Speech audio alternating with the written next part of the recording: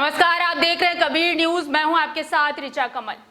25 जून 1975 की आधी रात, ये वही रात थी जहां देश में इमरजेंसी की घोषणा कर दी गई थी और इतिहास में यह दिन एक काले अध्याय की तरह जुड़ गया। एक ऐसा निर्णय जिसने आम नागरिकों के मौलिक अधिकारों को उससे छीन लिया था, उनकी आजादी को एक तुगलकी फैसले से नजरबंद कर दी गई थी। इस बात का इकबाल खुद सुप्रीम कोर्ट ने 2 जनवरी 2011 को किया था कि देश में अदालत से भी नागरिकों के मौलिक अधिकारों का हनन हुआ था। उस आपातकाल में सरकार की कार्यशैली और बुद्धिजीवियों की स्थिति पर अगर नजर डालें तो आज की स्थिति उससे इतर नहीं दिखाई दे रही। वो तत्कालीन सरकार के द्वारा घोषित आपातकाल था और अभी वर्तमान सरकार के द्वारा एक अघोषित आपातकाल जैसा माहौल बनाया गया है, जिसकी घोषणा तो नहीं की गई पर स्थितियां वैसी ही हैं। 1975 और 2020 में 2 अलग अलग प्रधानमंत्री, 2 अलग अलग चेहरे और उनके तानाशाही भरे फैसले। क्या कुछ अंतर है इन 2 आपातकाल में? 44 साल पहले की इमरजेंसी और आज की स्थिति, इस पहलू पर देखेंगे पूरी जानकारी। सबसे पहले शुरुआत करते हैं आपातकाल के कारण का, जो एक बड़ा डर था सत्ता के हाथ से जाने का। तत्कालीन प्रधानमंत्री इंदिरा गांधी पर रायबरेली के चुनाव अभियान में मशीनरी का दुरुपयोग करने का दोषी पाया गया था। साथ ही उनके चुनाव को खारिज कर 6 साल तक चुनाव लड़ने या कोई भी पद संभालने पर रोक लगा दी गई थी। हालांकि कोर्ट ने उन्हें प्रधानमंत्री पद संभालने की इजाजत दे रखी थी। ये वही डर था जिसने इतिहास को बनाया और आज आपातकाल को हम एक बुरे वक्त के तौर पर याद करते हैं और दोबारा ऐसा ना हो इसकी कामना करते हैं। वर्तमान स्थितियां जरूर घोषित आपातकाल के तरीके से लिए गए निर्णय की तरह नहीं है, पर जो दबाव है सरकारी तंत्र पर, आम जनता पर, मीडिया पर और विपक्ष पर, वो किसी आपातकाल से कम नहीं है। इस वक्त लोकतंत्र नहीं, राजतंत्र हावी है, जिसमें सामाजिक राजनीतिक निर्णय व्यक्तिवादी आधार पर लिए जाते हैं। ये निर्णय भी किसी आपातकाल से कम है क्या? मिलान करें उस वक्त के आपातकाल में भी जिसने विरोध किया सरकार का आपातकाल का, उसे उठाकर जेल भेज दिया गया, उस पर कार्रवाई कर दी गई। और आज का परिवेश भी ऐसा ही है, जहां आवाज उठाने वालों पर कार्रवाई कर उनकी आवाज को दबाने की कोशिश की जाती है। चिकित्सा, शिक्षा, राजनीति और अन्य सरकारी विभागों का भी व्यवसायीकरण हो रहा है। कई बड़ी नामी गिरामी कंपनियां बंद कर दी गई हैं। क्या इन फैसलों में सत्ता पक्ष ने किसी से राय जाननी चाहिए? जब एक साथ हजारों लोग बेरोजगार हुए, क्या जनता ने आपको बेरोजगार होने के लिए चुना? जीएसटी जैसे फैसलों में व्यापारियों का कितना नुकसान हुआ? बिना तैयारी सरकार ने फैसले लिए, पर नतीजा किसने भुगता? उसी जनता ने जिसने आपको सर का ताज बनाया, प्रधानमंत्री पद पर बैठाया।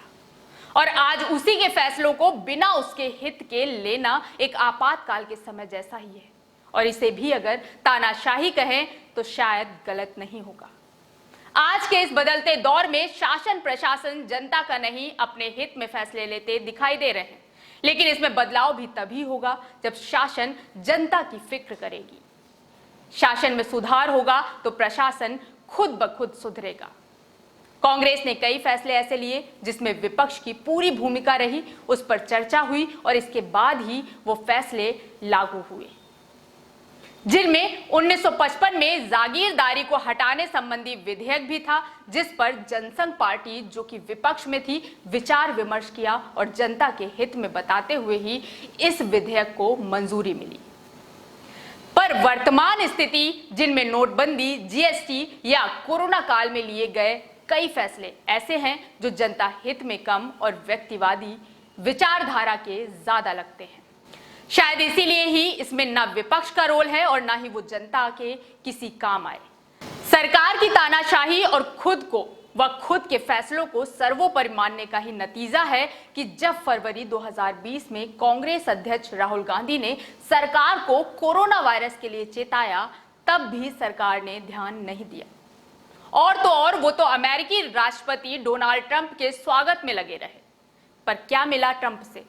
क्या हुआ उनसे अच्छे संबंध बनाने का नतीजा, जहां आज शायद अमेरिका की वजह से ही भारत चीन आमने सामने है। और वो अमेरिका जो कल गुर्रा रहा था, चीन पर दबाव बनाने, उसे तबाह करने की बात कर रहा था, अब बिल्कुल चुप है। क्यों? कहां गई मोदी ट्रंप की दोस्ती?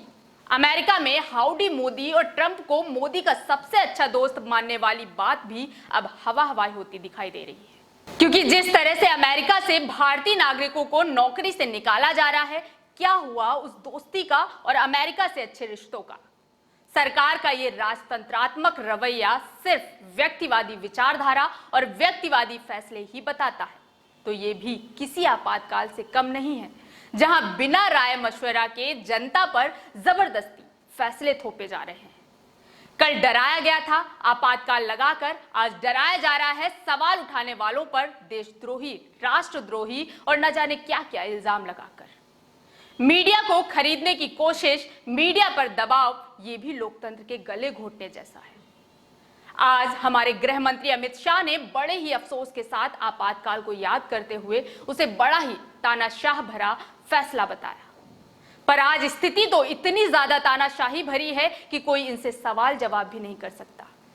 यहां किसी पार्टी के फेवर या विरोध में बात नहीं लिखी जा रही, ये वही है जो फैक्ट बात है।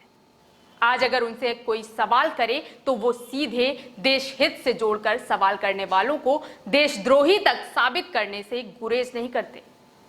उस वक्त संवैधानिक तरीके से आम आदमी के मौलिक अधिकारों का हनन किया गया था, और आज की स्थिति जहां लगता है जबरन लोगों पर फैसले थोपे जा रहे हैं, आवाज उठाने वालों को अप्रत्यक्ष तरीके से सबक सिखाया जा रहा है।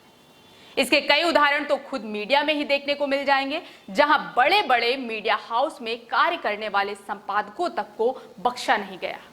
क्यों? क्योंकि उन्होंने अपना काम ईमानदारी से किया और इसकी सजा उन पत्रकारों को संस्थानों से निकाल कर मिली। कई न्यूज चैनल जो अब भी सरकार के कार्यों की निगरानी कर उसके झूठ का पर्दाफाश करते हैं, तो उन्हें ब्लैकआउट कर दिया गया। कल का आपातकाल इंदिरा गांधी ने लगाया, लेकिन आज का आपातकाल जो बिना लागू किए ही लागू सा लगता है, उसकी जिम्मेदारी भाजपा सरकार की हो सकती है। आम जनता के दिमाग में धर्म की राजनीति का फितूर भरकर एक धर्म विशेष या जाति विशेष को निशाना बनाकर ये सत्ता में बनी हुई है, और अपनी हार के डर को, इसी हथकंडे को अपनाकर लोगों के दिलों में डर पैदा किया गया है, जो कहीं ना कहीं मौलिक अधिकारों के हनन करने जैसा ही है। ये स्थितियां भी आने वाले समय में काले अक्षरों से लिखी जाएंगी, जो अघोषित आपातकाल जैसी है।